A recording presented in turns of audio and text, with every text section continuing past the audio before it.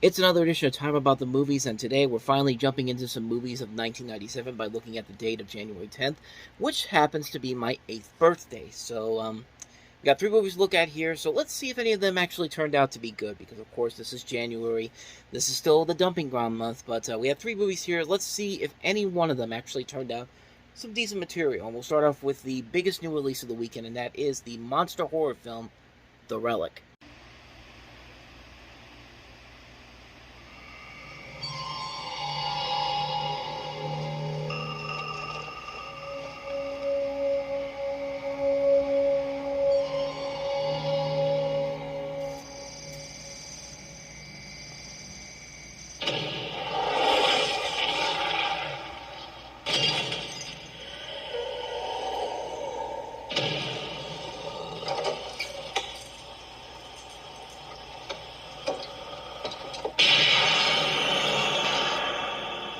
According to museum security, you were the last one to leave last night. Did you see or hear anything strange? Well, I thought I heard something as I was leaving, but it could have been anything. Sweeping teams of two. Nobody goes in alone. This place is not going to open until every room is clear. I'll go. Come out, wherever you are. Any idea about a weapon? Something big. The board is hosting a gala preview here tomorrow night. It would be a disaster for us if we had to postpone. We may have somebody on our hands who makes Jeffrey Dahmer look like a Cub Scout. You have to let the gala go on. Something's wrong. Come on, what's the matter with you?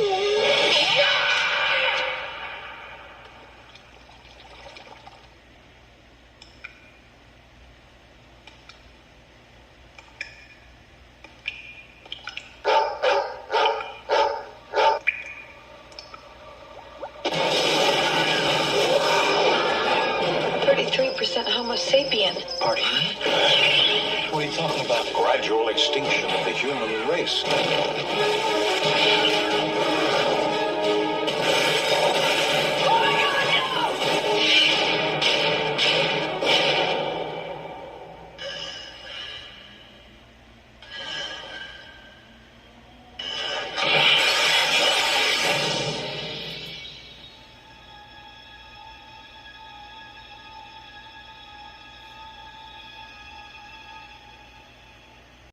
That trailer definitely left a lasting impact on my life. The first time I ever saw that trailer was on Beavis and Butthead Do America, the videotape for that, and I just remember seeing that trailer, and for someone like me who's not a big horror movie guy, it got me so invested, because it looked legitimately terrifying at the same time. It did look legitimately terrifying, but as I found out later on, there was actually another trailer for this, a teaser trailer, which definitely is a major step down. You're going to see what I mean when I show you it.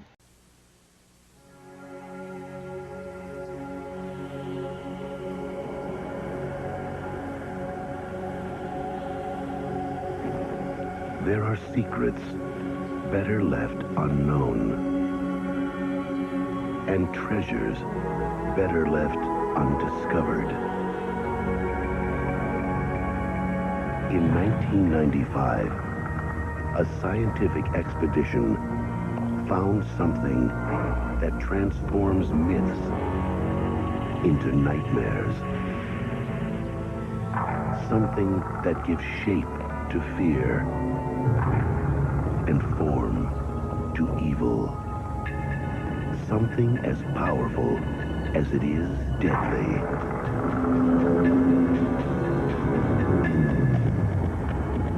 They should never have seen it. They should never have touched it. And then they did the unthinkable.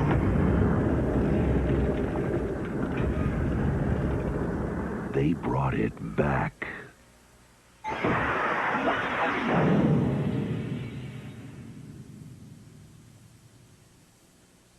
mean, I get the intention, but having the monster breathing like that with the window going back and forth like that, I know it was supposed to be scary, but man, that did not look good at all. I mean, the trailer itself looked kind of interesting, but it's kind of ruined when you see that the glass just blowing back and forth like that. It looks really lazy, and I felt like they could have done a whole lot better with that. But I digress. It's been a long time since I actually got a chance to see the movie in person, for the first time, and I gotta say, man, when I saw the movie, I was legitimately surprised at how good it was. This was a film that was based off of a book by Douglas Preston and Lincoln Child, and it's a film that, like I said, it's opening in January. It's not usually a good month for movies, but the movie actually really is very intriguing. You basically have a story where you have this detective and biologist trying to defeat this South American lizard-like monster who's on a killing spree in the Field Museum of Natural History in Chicago, which actually was supposed to be the American Museum of Natural History in New York City, but they couldn't reach a deal with the city, and the Field Museum in Chicago took up the chance to do it. And also of note, this is actually the second film that both Penelope Ann Miller and Linda Hunt have also been in, the first one being Kindergarten Cop, which came out 7 years prior to this. And, you know, for the most part, the movie is very good. I was actually really surprised at how intense this movie gets at times. I mean, the first trailer I showed you really was a good estimation of what the movie actually ended up being. Like, you really, it's not a groundbreaking film whatsoever, but it is a genuinely fun and terrifying film. I mean, you've got a monster here that has the effects of Stan Winston's company, and usually he will turn out a very good makeup work. So it was cool to see what they did with that. I mean, this is a film that really is so, like, it's a tense movie. It's a movie that's so tense, you're on the edge of your seat. It's not really anything groundbreaking or anything too exciting, but it is still a really fun movie. And for someone like me who really does not like a lot of horror movies, I don't usually go out to see a lot of these horror films, I was generally surprised at how much I really enjoyed this movie. But then again, this also was written by Rick Jaffa and Amanda Silver, who later would go on, literally their next movies were the Planet of the Apes trilogies and Jurassic World and then The Heart of the Sea. I mean, these guys, these two people have written some great movies later on down the road. So maybe that's why I really liked it so much, because I could definitely see their writing in this. And this is Peter Hyams, who also did Sudden Death and Time Cop, which were both very fun movies that came out before this movie did. So maybe there's a lot more in here that I didn't see coming before I really understood, before I really took a look at who was involved in this. And I thought, okay, that makes more sense now why this movie's actually kind of fun. I mean, it is a fun movie overall. It's a movie that I'd say definitely give it a shot. It's one of those big surprises that you don't see coming. You see it opening in January, you see it opening there, and you think it's not going to be any good because this is a dumping ground month, but it surprisingly was pretty good. I was actually genuinely surprised at how much I really enjoyed it, so I'd highly recommend checking it out. Even if you're not the biggest horror movie person, the trailers alone should really get you invested in this movie, just on the way it's built up. At least that first trailer, at least. Not the original teaser trailer, but yeah, The Relic was surprisingly pretty good. I'd highly recommend it. If you can go into it knowing that it's going to be something a little bit different from a normal horror film, even though it will follow kind of a similar path, I think it definitely does deliver on surpassing your expectations. At least it did with me. So that is The Relic. Let's go ahead and take a look at our next film, which is Jackie Chan's First Strike.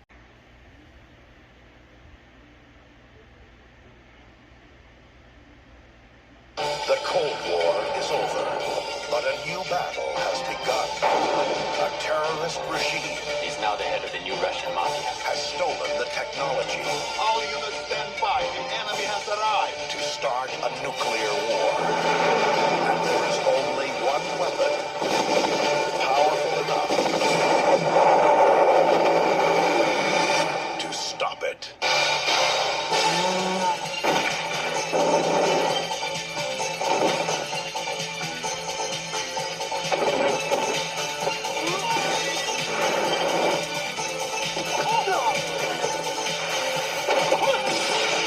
Now, Jackie Chan fights for America.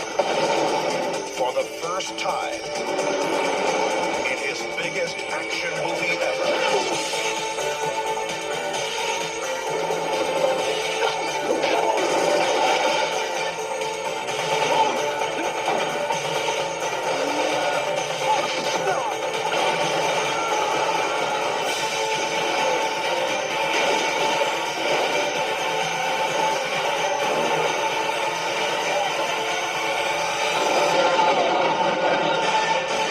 Jackie Chan's First Strike. Again, not a bad movie in the month of January. This, of course, follows less than a year after Rumble in the Bronx came out and kind of put Jackie Chan on the map here in America. And the movie actually is kind of fun. Jackie Chan's First Strike, which I find it funny that it's called Jackie Chan's First Strike instead of just being called First Strike. They got to put Jackie Chan on there because they think that probably will sell the movie more. But, I mean, But in the end, when you really think about it, Jackie Chan really is the reason why the movie is so good. I mean, you could tell that Jackie Chan puts a lot of work into these movies that he's in, these early films, including the Super Cop movies and also Rumble in the Bronx. I mean, he really has a charismatic personality to it, and he is a badass action star. I mean, he really does put a lot of effort into these movies, and it's really one of the reasons why I think these movies stick out the most, is because these stories can be very mediocre at times. The story can be very mediocre at times, and sometimes the characters are not the best written, but you can see the action sequences be put to perfect perfection, and Jackie Chan, I think, really does a phenomenal job of handling that, not just as a good action star, but also a good comedic actor, too. You can see why they eventually got him to star with Chris Tucker in the Rush Hour films, which we'll get to later on in '98, but this is a pretty good movie. I was actually really surprised at how much this movie actually held up over time, because I remember seeing it in the video stores, really had no real need to see it. This was even after the Rush Hour movies came out, but I thought it was actually really good. I thought it was a really solid movie. It's another been there. It's something that we've seen done over and over again, but for the most part, it definitely does deliver on what it promises. It's a good, fun action movie, and it shows why Jackie Chan was a ton of fun to watch back in the day. I mean, not to say that he isn't now, but this is a pretty good movie. I definitely say check this one out. So, 2 out of 3 ain't bad, so that probably means the third movie's not going to be that great. So, well, let's see. I mean, Ray Liotta, Lauren Harley, could be good. Is Turbulence any good? Who is actually flying the aircraft? Help me get this plane on the ground. This plane is not gonna land. Crazy! Let's delay our flight. Tracking, she's losing altitude. Say your prayers. Turbulence. Rated R starts Friday, January 10th. No.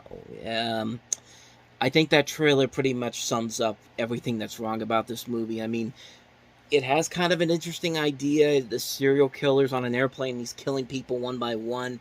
But, man, Ray Liotta feels like he's overacting the hell out of this, and not in a good way. Like, he's really phoning this in, as is Lauren Harley. I mean, Lauren Harley can be a really good actress, but, man, she is really not trying in this movie. In fact, nobody's really trying in this movie. Not the direction, not the writing. I mean, this is directed by a guy who hasn't made a theatrical film since 1984. And even then, his movies that he made for television were only two mostly forgettable films, Out of Time in '88 and then White Mile in 1994.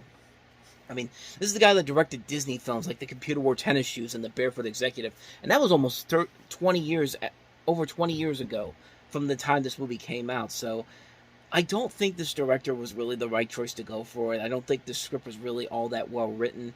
And not a surprise, this movie kind of fell out of obscurity pretty quickly, especially when you consider that 1997 had 2 far better airplane movies that were action thrillers, Con Air, of course, and Air Force One, of course. So, yeah, no surprise, this one kind of came and went, and probably for a good reason, because it's not a very good movie, and it doesn't help that Ray Liotta is overacting his ass off in this, and he's just not making it work, man. Like, it's a waste of time. It's a big waste of time. The visual effects are not that great. This feels like a movie that's trying to pander to the teen demographic, and, this is exactly what you think of when you think of a January dumping ground movie. This is a film that MGM put a lot of money into, $55 million.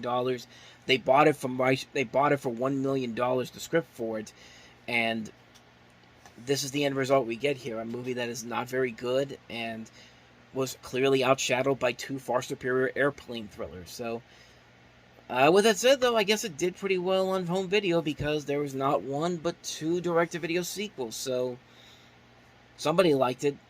Certainly not me, but yeah, that's pretty much all you gotta know about this movie. Turbulence is a pretty bad film. So with that said, that wraps up another edition of Time About the Movies. Next time we meet, we'll have 3 more movies to look at, including Chris Farley in Beverly Hills Ninja. We also have Eddie Murphy in Metro. And we also have Albino Alligator. That third one I know nothing about, but again, only 3 movies to look at. So we'll take a look at those on the next episode. But until then, thank you very much for watching, and if you want to see more videos like this, please hit the plays on the next page, check out the previous episode, and I will see you guys tomorrow for another episode. So thank you very much for watching. I'll see you next time, and until then, as always, take care.